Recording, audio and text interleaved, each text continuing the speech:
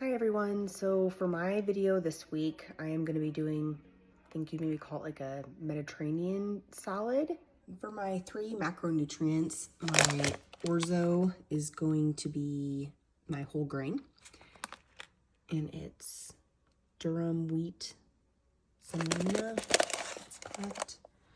And then for my lipid, I am going to be using Kalamata olives. Again, hope I'm saying that right. I do use these things often, but I don't exactly know how to say them or pronounce them correctly.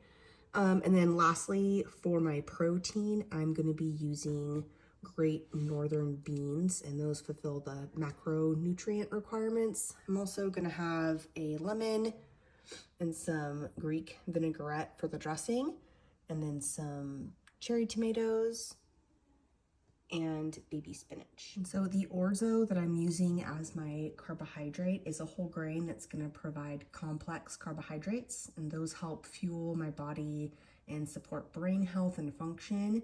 It's also rich in folate and lutein, which help with cell growth and eye health.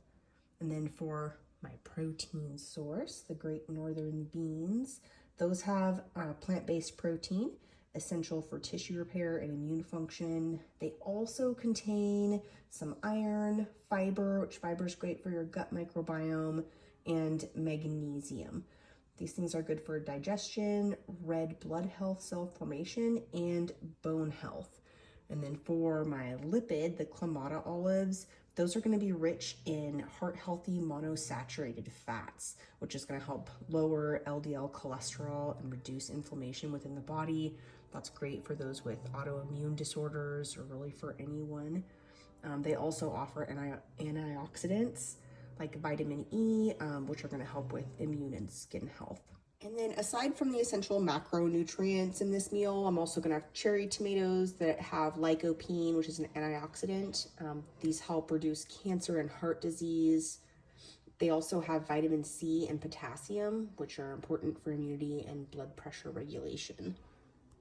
And then I'm also gonna be adding some spinach to my dish, and it's got vitamin K, iron, folate, and magnesium. These things help with bone health, bone strength, and cognitive function because it's got a whole lot of antioxidants in it.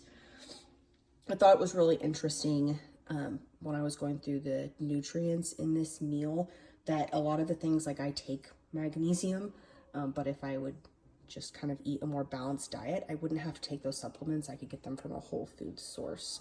So I'm gonna pause this and make my dish. All right, and here is my finished meal.